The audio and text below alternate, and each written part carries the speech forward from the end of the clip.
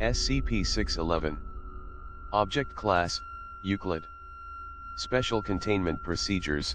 SCP-611 must be sealed within its specified enclosure at all times. SCP-611 should be provided with 1 piece of rotting meat per week, as per dietary standards. Current information suggests that beef tongue, aged at room temperature for roughly 2 weeks, provides the best nutritional results while limiting breeding. A technician specializing in insecta must maintain the enclosure.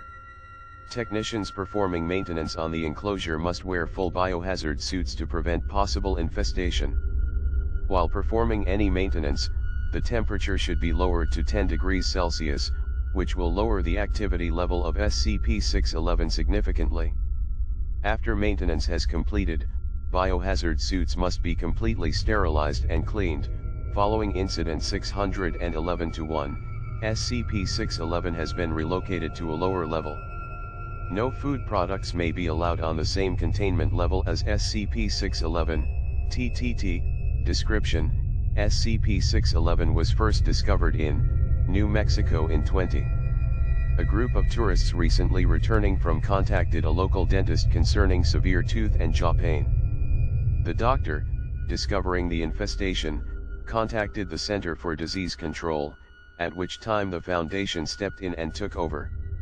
After extracting the larvae from the tourist group, Foundation operatives traced SCP-611 back to the restaurant, which had unwittingly played host to them for over a month.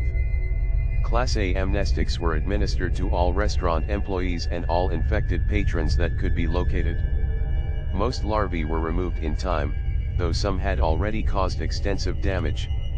Overdeaths caused by subsequent infection were believed to have occurred. SCP-611 is a previously undiscovered subspecies of Dermatobia hominis, the human botfly. It camouflages itself, appearing as a common toothpick, and will attempt to land near or actually in a supply of the objects, at which point it will shed its wings and enter a passive state. It can remain in this dormant condition for up to 40 days before cessation of life signs. SCP-611 will lay eggs in the gums of a subject when used. Hosts notice no signs of invasion until 4 to 7 days later, when the eggs hatch and burrow into the jaw, causing severe discomfort. The larvae cause sharp, continual pain and, if left untreated, can cause death by opening wounds for infection.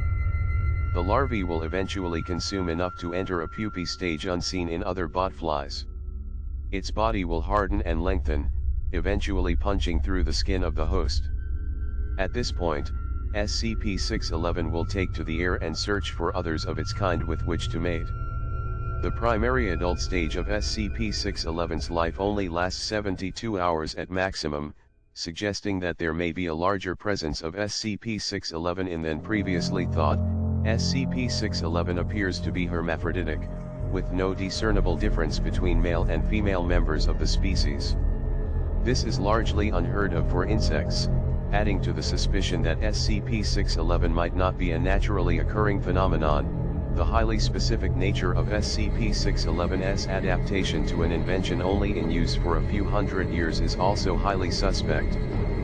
Further testing is recommended to determine if this is a natural case of expedited evolution or a case of an engineered species.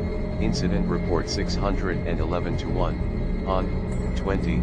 Proper sterilization procedures of biohazard suit were not fully observed, and 3 members of SCP-611's enclosure escaped containment. 2 were discovered tapping against the enclosure's glass observing room, apparently attempting to rejoin, but the third was not discovered until it had already made its way to break room 13. The subsequent population generated by the initial infestation caused deaths and over cases of severe mandible trauma. SCP-611 was subsequently relocated to a lower level with no break rooms or mess halls to limit possible accidental exposures. Individuals who suspect a possible breach should immediately report to doctor for oral examination and anti-parasitic treatment.